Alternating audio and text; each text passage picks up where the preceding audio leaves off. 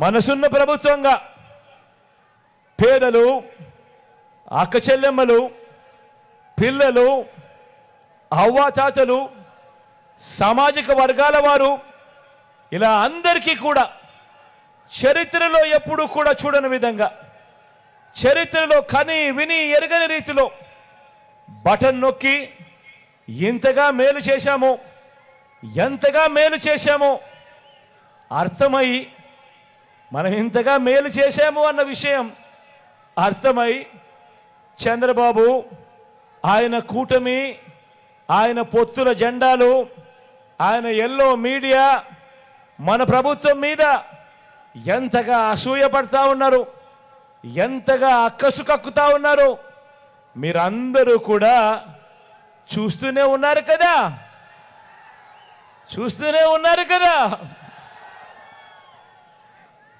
Button నొక్కి 130 సార్లు మీ బిడ్డ బటన్ నొక్కాడు. 130 సార్లు మీ బిడ్డ బటన్ నొక్కాడు. డీబీటీగా అంటే నేరుగా నా అక్క చెల్లెమ్మల కుటుంబాల ఖాతాల్లోకి ఇచ్చిన ఆ 2,70,000 కోట్ల రూపాయలు, 2,70,000 కోట్ల రూపాయలు ఏ రకంగా మీ బిడ్డ ఇచ్చాడు, ఆ వివరాలు స్థూలంగా మీ ముందు ఈరోజు మాట్లాడతాను. వైఎస్ఆర్ పెన్షన్ కానుకగా దేశంలో ఎక్కడా లేదు, దేశంలో ఏ రాష్ట్రమూ లేదు. ఇలా 3,000 రూపాయలు పెన్షన్ ఇస్తా ఉన్న రాష్ట్రం దేశంలోనే ఎక్కడా లేదు. జనాభా ప్రకారం చూసుకుంటే ఇలా 66,36,000 మందికి పెన్షన్ ఇస్తా ఉన్న రాష్ట్రం కూడా దేశంలోనే ఎక్కడా లేదు. వైఎస్ఆర్ పెన్షన్ కానుకగా 66,36,000 మంది నా అవ్వ తాతలకు, నా వితంతు అక్క చెల్లెమ్మలకు, నా దివ్యాంగులకు అందించింది ఎంతో తెలుసా? అక్షరాల 84,731 కోట్ల రూపాయలు నేరుగా అందించింది.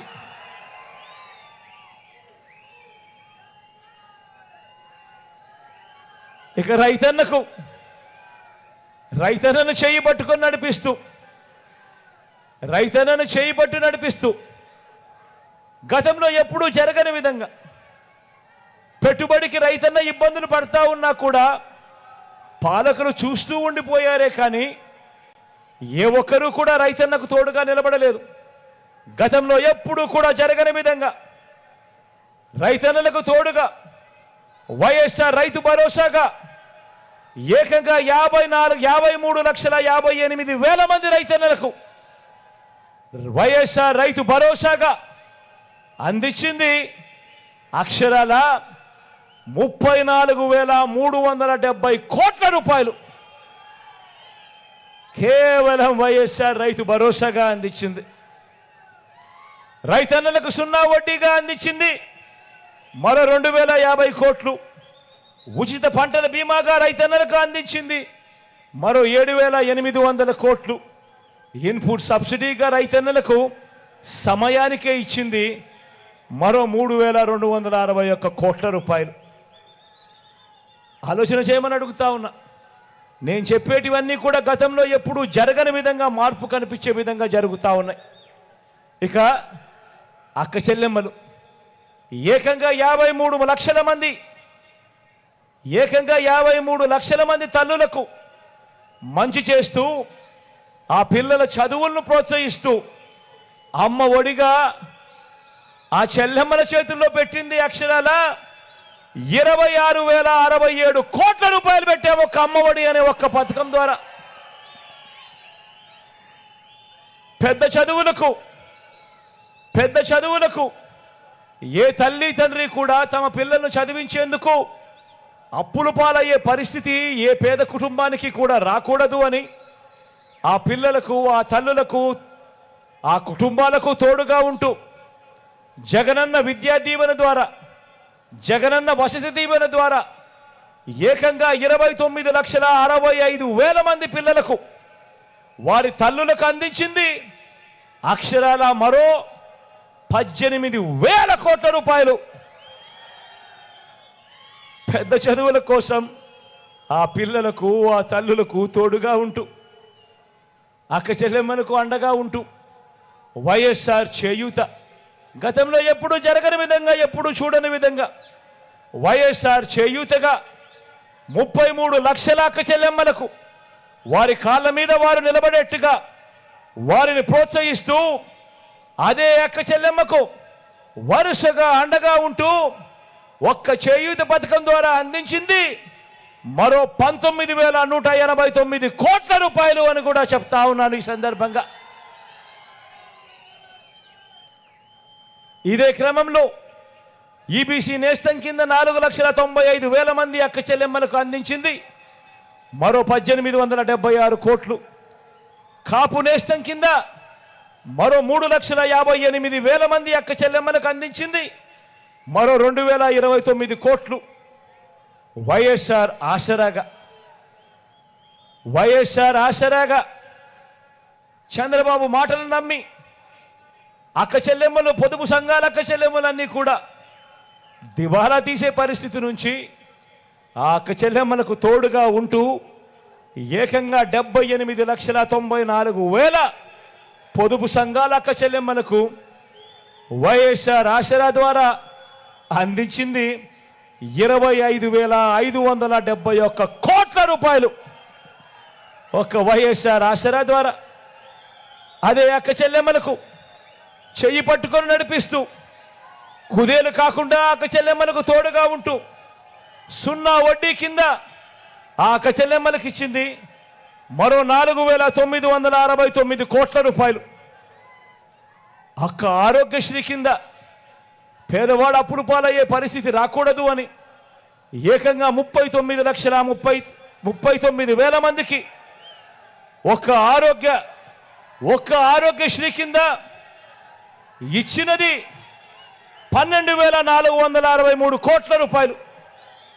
వైఎస్ఆర్ ఆరోగ్య ఆసరా ద్వారా మరో 23,29,000 మందికి ఇచ్చింది మరో 1,390 కోట్ల రూపాయలు.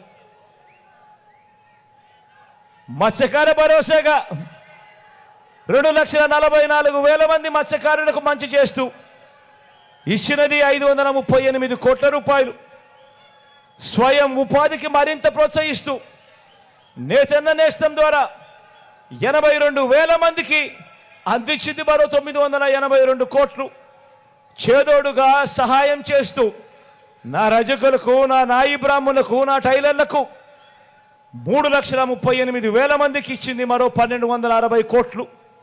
వాహన మిత్ర ద్వారా మరో 2,76,000 మంది సొంత ఆటో, సొంత క్యాబు నడుపుతా ఉన్న నా అన్న తమ్ములకు అండగా ఉంటూ చెల్లించినది మరో 1,300 కోట్ల రూపాయలు.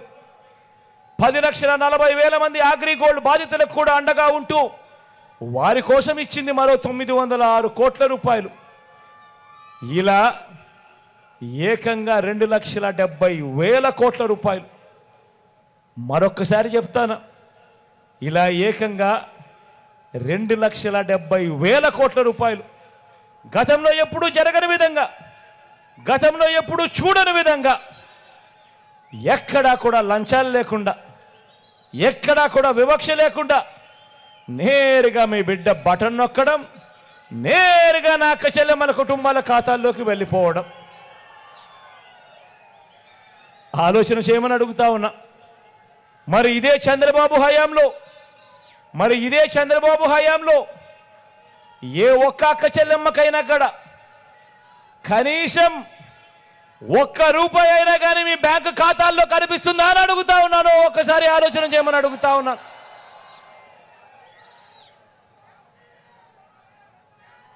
రాష్ట్రంలో ఇది కాక మరో 31 లక్షల ఇళ్ల పట్టాలు నా అక్క చెల్లెమ్మల పేరిటే రిజిస్ట్రేషన్ చేసి అందులో ఏకంగా 22 లక్షల ఇల్లు కడతా ఉన్నాం.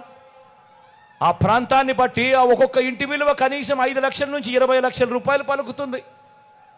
ఆ ఇల్లు పూర్తయ్యేసరికి ఆ అక్క చెల్లెమ్మలకు ఇలా ఏకంగా ఒక్క ఇంటి స్థలము ఒక్క ఇంటి మీదనే దాదాపుగా 5 లక్షల నుంచి 20 లక్షల దాకా ఆదాయం, 20 లక్షల దాకా ఆస్తి కల్పించిన పరిస్థితి. ఈ రకంగా నా అక్క చెల్లెమ్మలకు రాష్ట్ర వ్యాప్తంగా మరో 3 లక్షల కోట్లు పైచిలకు అక్క చెల్లెమ్మల చేతిలో పెట్టినట్టు అవుతుంది. ఆలోచన చేయమని అడుగుతా ఉన్నా.